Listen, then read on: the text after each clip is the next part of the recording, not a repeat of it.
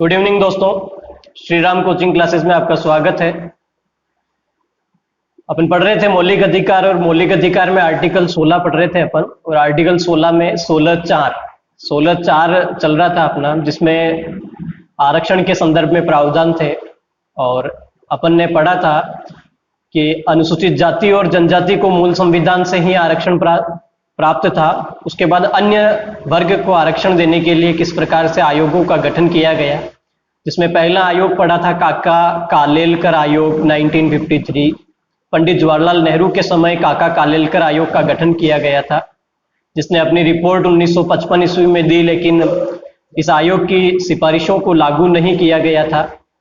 अंततः दूसरा पिछड़ा वर्ग आयोग बीपी मंडल की अध्यक्षता में गठित हुआ था प्रधानमंत्री मोरारजी देसाई के समय।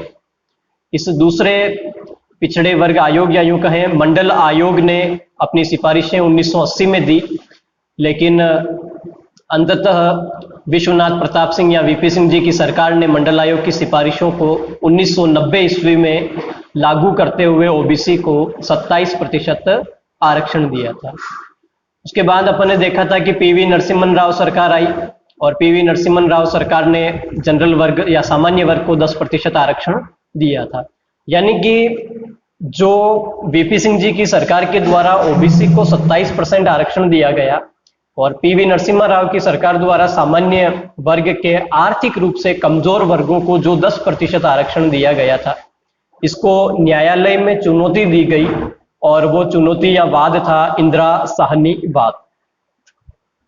आज अपने को वही चर्चा करनी है कि जो ओबीसी को 27% आरक्षण दिया गया वो वैध है या नहीं, और जो सामान्य वर्ग को 10% आरक्षण 1991 में पीवी नरसिम्हा राव की सरकार द्वारा जो दिया गया था वो वैध है या नहीं।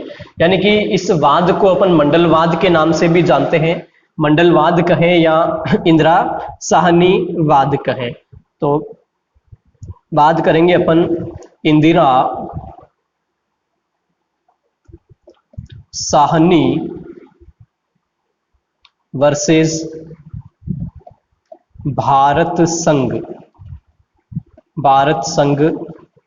वाद 1992।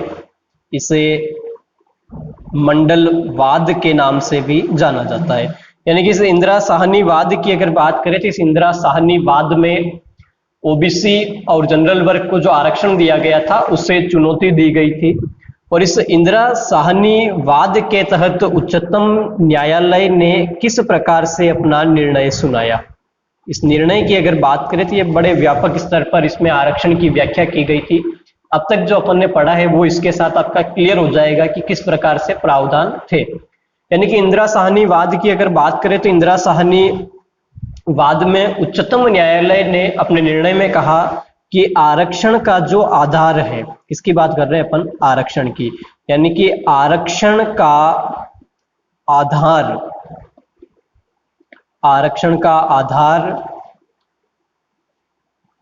सामाजिक और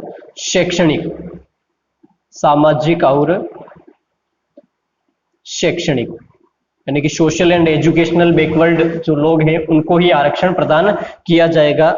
याद रहे, इंदिरा साहनी वाद में आर्थिक आधार पर आरक्षण के लिए कोई प्रावधान नहीं थे। यानी कि आरक्षण का आधार इंदिरा साहनी केस में क्या माना गया, सामाजिक और शैक्षणिक पिछड़ापन। दूसरा अगर देखा जाए तो इस वाद में कहा गया था कि आर्थिक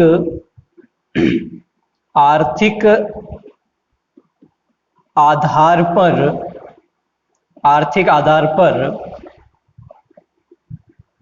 आरक्षण नहीं दिया जाए। यानी कि आर्थिक आधार पर आरक्षण नहीं दिया जाएगा, ये इंदिरा साहनी वाद का निर्णय था। फिर अगर अगला देखें अपन तो इंदिरा साहनी वाद में स्पष्ट हो चुका था कि आरक्षण किसको मिलेगा, सामाजिक और शैक्षणिक पिछड़ेपन को, आर्थिक आधार पर आरक्षण नहीं मिलेगा।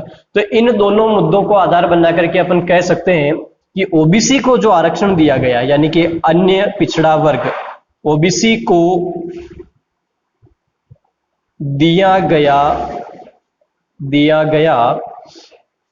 27% आरक्षण वैध है, वैध या सही है। यानी कि जो इंदिरा साहनीवाद है उसके आधार पर देखा जाए कि जो सामाजिक और शैक्षणिक आधार पर मंडल आयोग की सिफारिशें लागू की और विश्वनाथ प्रताप सिंह की सरकार ने 1990 में जो आरक्षण दिया था, जो ओबीसी को जो आरक्षण दिया वो क्या है, वैध है या सही है। फिर नेक्स्ट इसके बाद अगर आगे बात करें अपन तो अगला निर्णय था इंदिरा साहनीवाद में कि आरक्षण केवल नियुक्ति में दिया जाए, पदोन्नति में नहीं। यानी कि इंदिरा साहनीवाद में क्या कहा गया था कि आरक्षण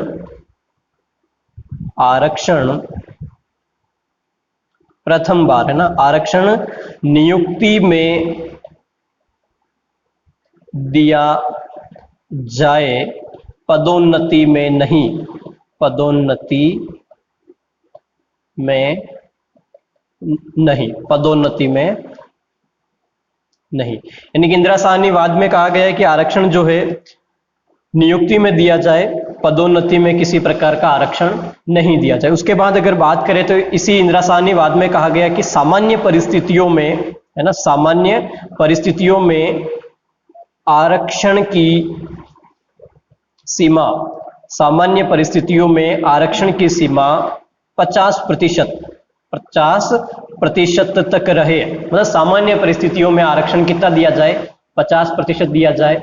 शेष बची हुई 50% की रिक्ति मेरिट के आधार पर भरी जाए। यानी कि 50% तक आरक्षण को सीमित किया गया था इंदिरा साहनीवाद में, और बचे हुए 50% को मेरिट के आधार पर भरा गया, क्योंकि सुप्रीम कोर्ट या माननीय उच्चतम न्यायालय का इसके पीछे यह उद्देश्य था कि जो शेष 50% सीटें मेरिट के आधार पर भरी जाएगी, उसके आधार पर प्रशासनिक दक्षता, प्रशासनिक कार्यों में दक्षता हासिल की जा सकती है। इसलिए आरक्षण की सीमा कितनी निर्धारित की, 50% आरक्षण की सीमा निर्धारित की थी। और अगला देखा जाए तो नेक्स्ट उच्चतम न्यायालय ने कहा था कि क्रीमी लेयर या मलाईदार परत, क्रीमी लेयर को आरक्षण नहीं दिया जाए, नहीं दिया जाए। क्रीमी लेयर यानी मलाईदार परत, मतलब सीधा आप समझो कि जो संपन्न वर्ग के लोग हैं, इन वर्गों में जो संपन्न है, उन संपन्न व्यक्तियों को क्रीमी लेयर की श्रेणी में, मलाईदार परत की श्रेणी में रखा जाए और इन्हें आरक्षण नहीं दिया जाए। इस प्रकार के इंदिरा साहनीवाद के निर्णय थे। यानी कि यहाँ स्पष्ट होता है कि इंदिरा साहनीवाद में क्या कहा कि आरक्षण सामाजिक और शैक्षणिक आधार पर दिया जाएगा, आर्थिक आधार पर नहीं। इंदिरा साहनीवाद में ओबीसी को जो 27% आरक्षण दिया था वो वैध माना गया, जबकि पीवी नरसिम्हन राव ने जो 10% आरक्षण दिया था सामान्य वर्ग को, आर्थिक रूप के आधार पर वो वैध नहीं माना गया, खारिज कर दिया गया। फिर आरक्षण नियुक्ति में दिया जाएगा, पदोन्नति में नहीं दिया जाएगा, और सामान्यतः आरक्षण की सीमा कितनी रहेगी, 50% रहेगी। क्रीमी लेयर को आरक्षण नहीं दिया जाएगा। अब यहाँ पर अपन बात करें तो इसके कई सारे अपवाद निकल के आते हैं इस निर्णय के। तो आरक्षण की सीमा कितनी निर्धारित की, 50% निर्धारित की सामान्य परिस्थितियों में, लेकिन अपवाद स्वरूप या विशेष परिस्थितियों में 50% की सीमा का उल्लंघन किया जा सकता है। और जो आरक्षण की जो 50% की सीमा है, इसकी सीमा 50% की सीमा, इस 50% की सीमा का अपवाद देखने को मिलता है, अपवाद देखने को मिलता है। यानी कि सुप्रीम कोर्ट ने कहा था कि 50% आरक्षण दे सकते हो, लेकिन इसका अपवाद है। और अपवाद के तौर पर देखें तो एक स्टेट आता है अपने सामने, तमिलनाडु। अब तमिलनाडु की बात की जाए तो तमिलनाडु में लगभग 80% जनसंख्या जो है वो ओबीसी की है ना। उसके बाद फिर एससी एसटी और 2% सामान्य वर्ग के लोग निवास कर रहे हैं। तो तमिलनाडु राज्य में व्यापक तौर पर ओबीसी के लोग थे। तो तमिलनाडु सरकार ने क्या किया था कि यहाँ पर ओबीसी जो वर्ग था, इस ओबीसी वर्ग को 49% आरक्षण दे दिया। कितना दे दिया, 49%। फिर अनुसूचित जाति और जनजाति को 20% आरक्षण दे दिया, यानी कि कितना हो गया, ये 69% हो गया। और यहाँ पर क्या कहा कि 50% की सीमा का उल्लंघन नहीं किया जाए सामान्य परिस्थितियों में, लेकिन यहाँ 69% हो गया। तो तमिलनाडु सरकार ने क्या किया कि तमिलनाडु सरकार ने अपनी विधानसभा में इस आरक्षण के संदर्भ में एक बिल प्रस्तुत किया और एक बिल पारित किया कि यहाँ पर सामाजिक और शैक्षणिक रूप पर ये लोग काफी पिछड़े हुए हैं। और इस बिल को जो है संसद के द्वारा, किसके द्वारा, संसद के द्वारा नवी अनुसूची में जोड़ दिया गया। कहाँ जोड़ दिया गया? नवी अनुसूची, नवी अनुसूची में जोड़ दिया था। अतः तमिलनाडु राज्य में 50% से अधिक आरक्षण लागू है। एक और दूसरा राष्ट्र अपने राज्य आता है जिसका नाम है महाराष्ट्र। कौन सा राज्य? महाराष्ट्र। महाराष्ट्र में भी ऐसे ही हुआ। हाई कोर्ट के एक रिटायर्ड न्यायाधीश थे MC गायकवाड़। MC गायकवाड़ ने महाराष्ट्र में जो मराठा जाति है उसका विस्तृत अध्ययन किया, अनुच्छेद 16(4) को आधार माना और मराठाओं या फिर महाराष्ट्र के प्रत्येक जिले का व्यापक तौर पर सर्वे किया और वहां पर जो सामाजिक और शैक्षणिक रूप से पिछड़े लोग थे उनकी सूची बनाई और सूची बनाने के बाद उन लोगों को 68% आरक्षण दिया और उस सूची को फिर उच्च न्यायालय में चुनौती दी गई, लेकिन आधार 16(4) था तो वो वैध रहा। तो आपको ध्यान रखना है कि तमिलनाडु और महाराष्ट्र ऐसे दो राज्य हैं या अपवाद स्वरूप राज्य हैं जहां 50% से अधिक आरक्षण दिया गया है। नेक्स्ट अगर बात करें अपन, तो पहला तो हो गया कि भाई आरक्षण की सीमा 50% से अधिक सामान्य परिस्थितियों में नहीं होगी, लेकिन भिन्न परिस्थितियों में यह 50% से अधिक हो सकती है। दूसरा अगर देखें अपन इसमें तो कहा गया है कि आरक्षण नियुक्ति में दिया जाएगा। किसमें दिया जाएगा? नियुक्ति में, पदोन्नति में नहीं दिया जाएगा।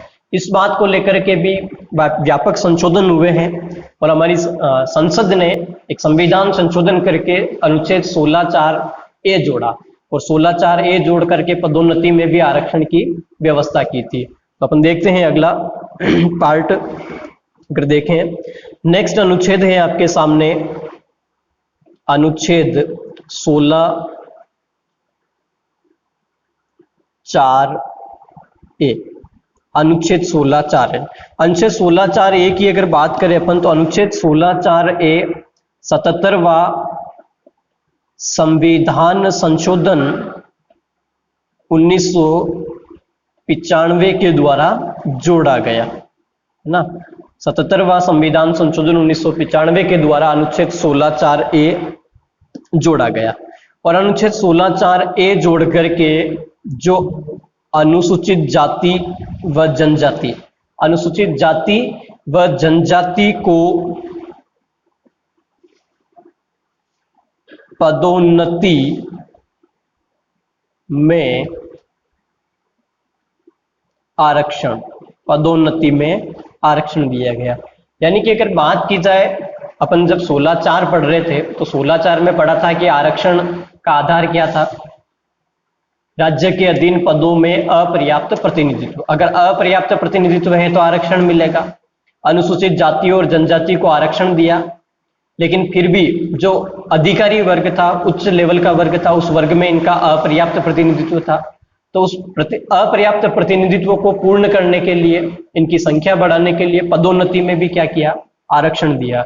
और किस संविधान संशोधन के द्वारा? 77वें संविधान संशोधन। क्योंकि मंडलवाद या इंदिरासानीवाद 1992 का निर्णय था कि आरक्षण एक बार दिया जाएगा, पदोन्नति में आरक्षण नहीं दिया जाएगा। तो संसद ने क्या किया? संविधान में संशोधन किया, 16(4) में 16(4)(a) जोड़ा और 16(4)(a) जोड़ के क्या कह दिया कि अनुसूचित जाति और जनजाति को नियुक्ति के साथ साथ पदोन्नति में भी आरक्षण दिया जाएगा। अब जैसे ही अनुसूचित जाति और जनजाति को पदोन्नति में आरक्षण दिया, पदोन्नति में आरक्षण देने के साथ साथ ही यहां पर एक समस्या उत्पन्न हो गई और वो समस्या थी वरिष्ठता, वरिष्ठता की समस्या, वरिष्ठता की समस्या। एक व्यापक समस्या उत्पन्न हो गई थी अधिकारियों में और वो सीनियरिटी की समस्या या वरिष्ठता की समस्या उत्पन्न हुई थी। समझिए आप वरिष्ठता की समस्या कैसे उत्पन्न हुई। यहाँ पर अपन बात करें कि जो वरिष्ठता की समस्या है वो कैसे आई। जैसे उदाहरण के तौर पर यहाँ मैं आपको एक एग्जाम्पल देता हूँ। एग्जाम्पल के तौर पर समझे कोई ए बंदा है, कोई ए नाम का बंदा है। उस ए नाम के बंदे की बात करें, यानी कि वह जनरल या सामान्य वर्ग का बंदा है और इस सामान्य वर्ग के बंदे ने कोई एग्जाम दिया, उदाहरण के तौर पर RS का एग्जाम दिया और इसकी रैंक रही थी 25वीं रैंक। कौन सी रैंक रही थी? 25वीं रैंक, और 25वीं रैंक पर ये बन गया RAS। फिर B कोई दूसरा बंदा है और वो अनुसूचित जाति वर्ग का है और इसकी रैंक रही थी 150वीं। कौन सी रैंक रही थी? 150वीं रैंक रही थी। 150वीं रैंक पे ये भी क्या बन गया? RS बन गया। ठीक है, 150वीं रैंक पे ये भी क्या बना? RS बना। थोड़ा समय बीता, जैसे मान लिया जाए 2010 में ये एक साथ RS बने। कब बने? 2010 में ये RS बन गए। लेकिन इसको आरक्षण का फायदा मिला और आरक्षण के फायदे के साथ ही अगले 10 सालों में ये क्या बन गया? IAS बन गया। यानी कि अगले 10 साल 2020 में ये क्या बन गया? IAS बन गया। लेकिन ये अगले 10 साल में इसको आरक्षण का फायदा नहीं मिला, ये RS ही बना रहा। फिर अगर बात करें तो ये भी प्रमोशन लेके IAS बना, लेकिन तब तक समय बीत गया था, 20 साल लगे लगभग। मान लो 2030 में ये क्या बना? IAS बना। तब तक इसका एक और प्रमोशन हो गया। क्या हो गया? एक और प्रमोशन हो गया और ये इससे भी सीनियर अधिकारी बन गया। एक और प्रमोशन होकर के ये भी क्या बन गया? अधिकारी बन गया। अब ये तो अधिकारी बन गया, लेकिन ये क्या हो गया? इसका कर्मचारी। कर्मचारी यानी कि दोनों एक ही बैच के थे, एक ही बैच के थे, लेकिन आरक्षण का फायदा लेते हुए ये बंदा क्या बन गया? अधिकारी। और ये क्या बन गया? इसका जूनियर कर्मचारी के रूप में रह गया। अब जैसे ही ये एक ही बैच में आए, एक ही ऑफिस में आए और यहाँ समस्या उत्पन्न हो गई, इसने बोल दिया कि भाई अपन दोनों एक ही बैच के हैं, वहां स्टार्टिंग में मेरी रैंक तेरे से ज्यादा थी, मैं तेरा जूनियर कैसे हुआ? इस बात को लेकर के काफी मतभेद रहा। ये सीनियर अधिकारी बना और ये कह रहा है कि मैं जूनियर नहीं हूं, एक ही बैच के हैं, इसको आरक्षण का फायदा मिला। तो इस समस्या के समाधान हेतु संसद ने क्या किया? एक और संविधान संशोधन किया। यानी कि जो सीनियरिटी की जो समस्या आई थी, इस सीनियरिटी की समस्या के समाधान हेतु भारतीय संसद ने 85वां संविधान संशोधन किया था सन 2001 में। 85वां संविधान संशोधन हुआ था 2001 में। इस 85वें संविधान संशोधन में कहा गया था कि जो अनुसूचित जाति है, अनुसूचित जाति जनजाति को पदोन्नति में आरक्षण, पदोन्नति में आरक्षण के साथ साथ वरिष्ठता, सीनियरिटी भी दी जाए। यानी कि आर्टिकल 16(4)(a) की अपन बात कर रहे हैं। अनुच्छेद 16(4)(a) 77वां संविधान संशोधन 1995 के द्वारा जोड़ा गया, जिसमें अनुसूचित जाति और जनजाति को पदोन्नति में आरक्षण दिया। जैसे ही पदोन्नति में आरक्षण मिला, वरिष्ठता की समस्या उत्पन्न हुई। इस वरिष्ठता की समस्या के समाधान हेतु संसद द्वारा 2001 में 85वां संविधान संशोधन किया और इस 85वें संविधान संशोधन के द्वारा पदोन्नति में आरक्षण के साथ साथ वरिष्ठता भी प्रदान कर दी गई थी। यानी कि यहाँ पर पदोन्नति में अगर किसी को आरक्षण मिलता है तो उसकी वरिष्ठता भी गिनी जाएगी। तो ये 16(4)(a) के प्रावधान थे। फिर इसके बाद आगे बात करें तो फिर अगला एक और आर्टिकल अपने सामने आता है, अनुच्छेद 16(4)(b). अनुच्छेद 16(4)(b) की अगर बात की जाए तो अनुच्छेद 16(4)(b) 81वें संविधान संशोधन 2000 के द्वारा जोड़ा गया।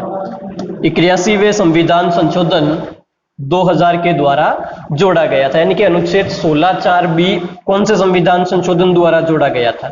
81वें संविधान संशोधन 2000 के द्वारा जोड़ा गया। और इस 81वें संविधान संशोधन के द्वारा, मैं रिपीट करता हूं, कि जो मंडलवाद का निर्णय था, उस मंडलवाद के निर्णय में कहा था कि आरक्षण की सीमा 50% से अधिक नहीं होगी।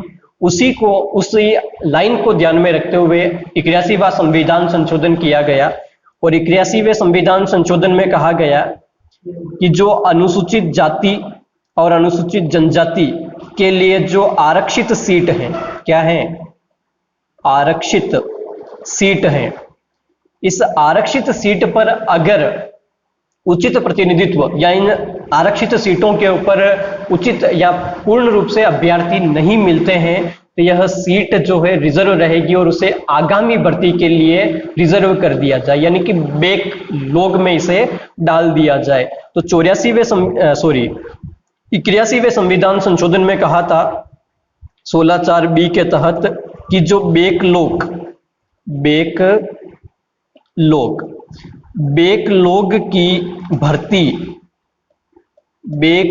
की भर्ती में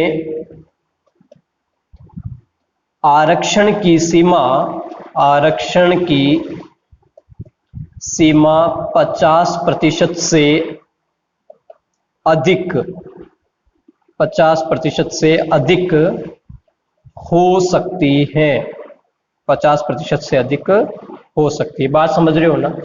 16(4)(b) में 81वें संविधान संशोधन 2000 के द्वारा जोड़ा गया और 16(4)(b) में कहा गया है कि जो बैकलॉग की भर्ती होगी उस बैकलॉग की भर्ती में आरक्षण की जो 50% की सीमा है उसका उल्लंघन किया जा सकता है। यानी कि यहां पर इस तरह के प्रावधान हुए कि एससी और एसटी के लिए बैकलॉग क्रियान्वित किया जाएगा, लेकिन फिर भी इनका पर्याप्त प्रतिनिधित्व नहीं मिला, राजकीय पदों में पर्याप्त प्रतिनिधित्व नहीं मिला। तो अंततः संसद ने पुनः संशोधन किया और वो अगला संशोधन था अनुच्छेद 335 में। किसमें हुआ था? अगला संशोधन हुआ था किसमें? अनुच्छेद 335 में। 335 में संशोधन किया गया क्योंकि पर्याप्त प्रतिनिधित्व की आवश्यकता थी, मिला नहीं, तो अनुच्छेद 335 में संशोधन हुआ। किसमें संशोधन हुआ? अनुच्छेद 335 में। अनुच्छेद 335 में संशोधन किया गया था 82वें संविधान संशोधन 2000 के द्वारा, 2000 के द्वारा, यानी कि 82वें संविधान संशोधन 2000 के द्वारा अनुच्छेद 335 में संशोधन किया गया और अनुच्छेद 335 में कहा गया कि अनुसूचित जाति जनजाति को योग्यता हेतु निर्धारित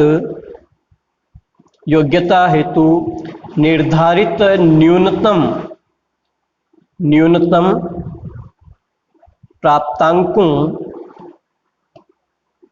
प्राप्तांकों में छूट प्रदान की जाए। यानी कि अनुच्छेद 335 की बात करें अपन तो अनुच्छेद 335 में 82वें संविधान संशोधन 2000 के द्वारा कहा गया कि जो अनुसूचित जाति और जनजाति है उसको योग्यता हेतु जो निर्धारित न्यूनतम प्राप्तांक चाहिए उनमें भी क्या प्रदान की जाए? छूट प्रदान की जाए। जैसे उदाहरण के तौर पर कहीं न्यूनतम योग्यता 50% निर्धारित की गई है तो अनुसूचित जाति और जनजाति को आप 5%, उदाहरण के तौर पर बता रहा हूं, 45% न्यूनतम प्राप्तांक रख दिया जाए। इस तरह से क्या कहा कि न्यूनतम प्राप्तांक में भी इनको क्या प्रदान की जाए? छूट प्रदान की जाए। यह था अनुच्छेद 335। अब इतने व्यापक तौर पर अनुच्छेद 16(4) में संशोधन हुए हैं तो इन संविधान संशोधनों को क्या किया गया? चुनौती दी गई कि भाई आखिरकार ये हो क्या रहा है। तो चुनौती दी गई और चुनौती कहां पर दी गई? एक बार पुनः मैं रिपीट करता हूं, अपन अनुच्छेद 16(4) पढ़ रहे हैं और अनुच्छेद 16(4) की अगर बात करें तो अनुच्छेद 16(4) में 77वां संविधान संशोधन पढ़ा था अपन ने और 77वां संविधान संशोधन हुआ था सन 1995 में और 77वें संविधान संशोधन 1995 के द्वारा अनुच्छेद 16(4)(a) जोड़ा गया और इस 16(4)(a) में कहा गया कि पदोन्नति में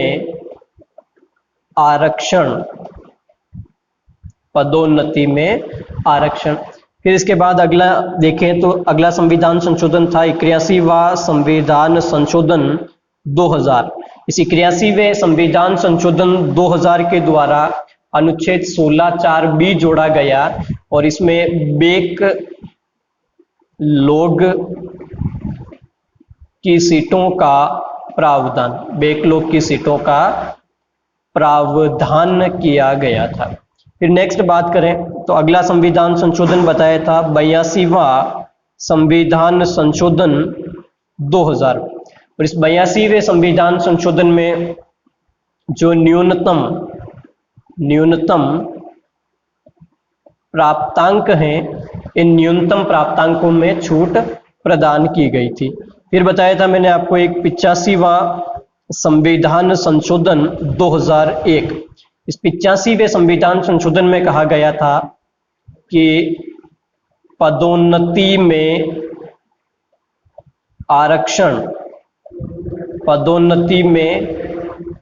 आरक्षण के साथ साथ वरिष्ठता भी प्रदान की जाएगी। क्या प्रदान की जाएगी? वरिष्ठता भी प्रदान की जाएगी। यानी कि अनुच्छेद 16 से संबंधित बात कर रहे हैं अपन, अनुच्छेद 16(4)A और 16(4)B के संदर्भ में बात कर रहे हैं। जब इस तरह के संविधान संशोधन किए गए तो इन सभी संविधान संशोधनों को, यानी कि 77, 81, 82 और 85, इन संविधान संशोधनों को उच्चतम न्यायालय में क्या दी गई? चुनौती प्रदान की गई, चुनौती दी गई। और चुनौती दी गई थी एम नागराजन वर्सेस भारत संघवाद 2006। एम नागराजन वर्सेस भारत संघवाद 2006 में 77, 81, 82 और 85वें संविधान संशोधन को चुनौती दी गई। लेकिन इस एम नागराजन वाद में, या इस वाद को सुप्रीम कोर्ट ने खारिज कर दिया। क्या कर दिया? खारिज कर दिया। यानी कि सुप्रीम कोर्ट ने इसे खारिज करते हुए कहा कि 77, 81, 82 और 85वां संविधान संशोधन वैध है या सही है। यानी कि यह संविधान संशोधन जो संविधान में वर्णित प्रावधान है उनको आधार मान करके ही किया गया है। यानी कि यह संविधान का उल्लंघन नहीं है, ना ही किन्हीं अधिकारों का उल्लंघन है। तो ये सभी वैध या सही करार दिए गए थे उच्चतम न्यायालय के द्वारा। इसके बाद अगर आगे बात करें अपन, तो अगला आर्टिकल है अपने पास अनुच्छेद 16(6). अनुच्छेद 16(6). अनुच्छेद 16(6) की अगर अपन बात करें तो अनुच्छेद 16(6) जोड़ा गया था 103वें संविधान संशोधन 2019 के द्वारा। 103वें संविधान संशोधन 2019 के द्वारा अनुच्छेद 16(6) संविधान में जोड़ा गया। और इस 103वें संविधान संशोधन के द्वारा सामान्य वर्ग के आर्थिक रूप से